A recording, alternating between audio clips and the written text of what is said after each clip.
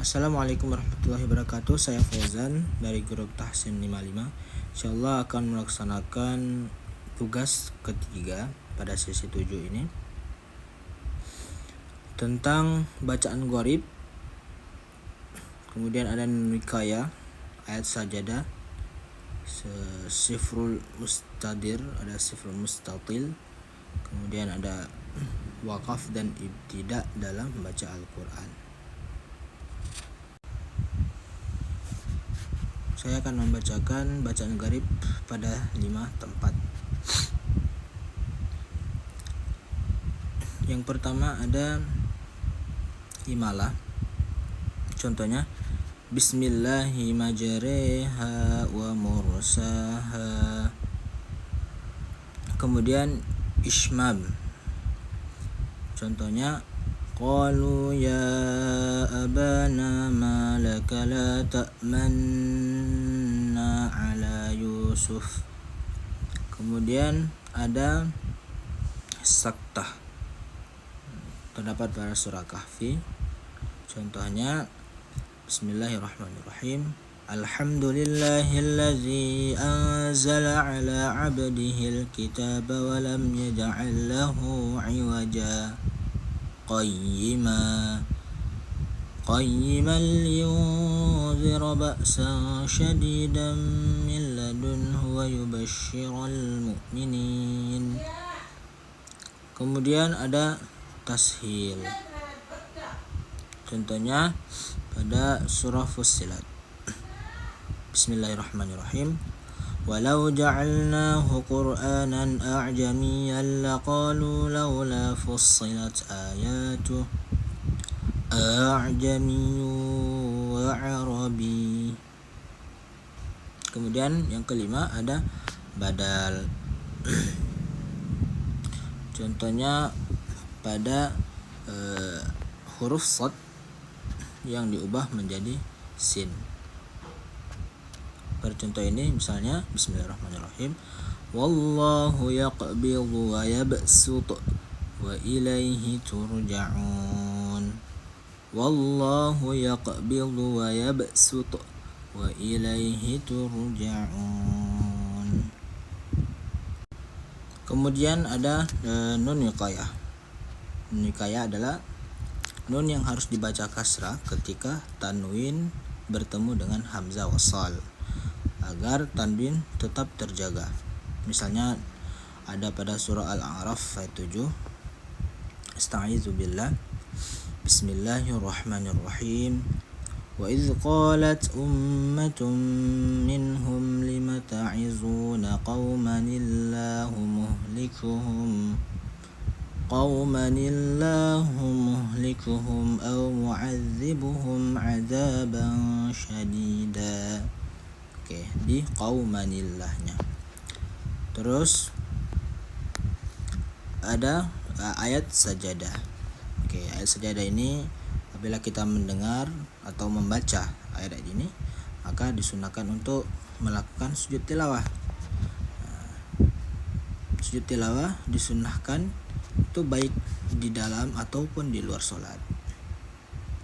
Kita disyaratkan juga menghadap kiblat, kemudian suruh suci dari hadas. Boleh diawali dari berdiri ataupun duduk. Boleh dengan ataupun tanpa membaca takbiratul ihram. Contohnya ayat yang mudah di sini. Bismillahirrahmanirrahim. Sajada lillahi ma fis samawati wa ma fil ardh. Kemudian pembahasan sifrul mustatilul qaim.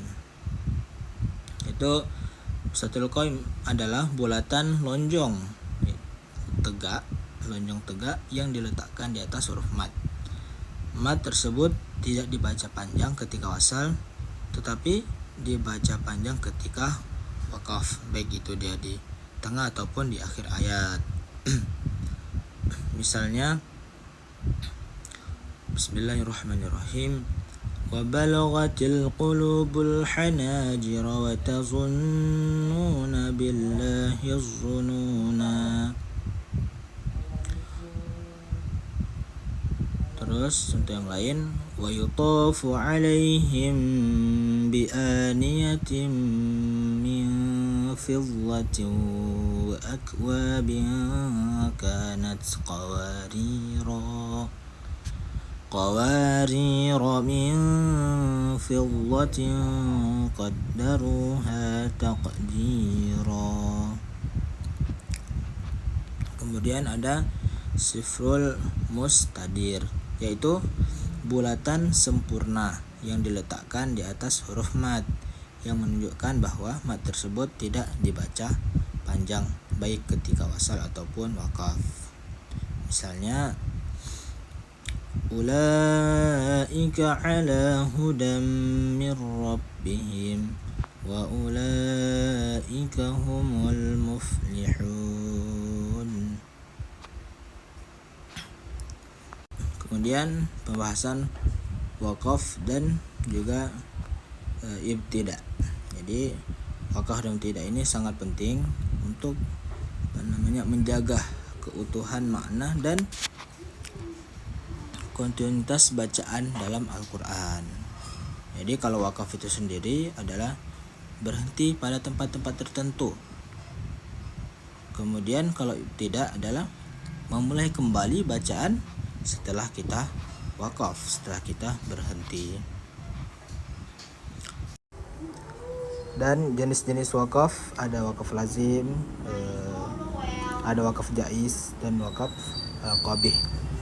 Waqaf lazim itu sendiri itu berhenti yang harus dilakukan pada suatu tempat tertentu karena kelanjutan bacaan akan mengubah makna atau bisa menimbulkan kesalahpahaman. Kalau waqaf jaiz tersendiri itu adalah berhentinya diperbolehkan di tempat tertentu tanpa merusak makna, yang terbagi lagi menjadi subkategori seperti waqaf tam, waqaf kafi, waqaf hasan dan waqaf kabih. Kemudian pentingnya baca waqaf dan ibtida. Pertama kali adalah menjaga makna, sehingga memastikan kita makna dari Al-Quran tersebut tetap terjaga dan tidak berubah. Kemudian mempermudah bacaan dengan berhenti dan memulai kembali di tempat yang tepat. Si pembaca dapat memahami Al-Quran dengan lebih baik lagi. Kemudian penting dalam tahsin, pastinya memahami waqaf dan ibtida adalah kunci untuk memastikan bacaan Al-Quran yang baik dan benar dalam proses memperbaiki atau dalam proses tahsin bacaan. Contoh waqaf itu bisa kita praktekkan pada surah Fatihah pada Astagfirullah, bismillahirrahmanirrahim. Alhamdulillahi rabbil alamin. Kemudian disambung dengan apa? Ibtida, itu memulai kembali. Disambung dengan ayat seterusnya yaitu Ar-Rahmanir Rahim. Sekian, terima kasih tugas 3 saya. Assalamualaikum warahmatullahi wabarakatuh.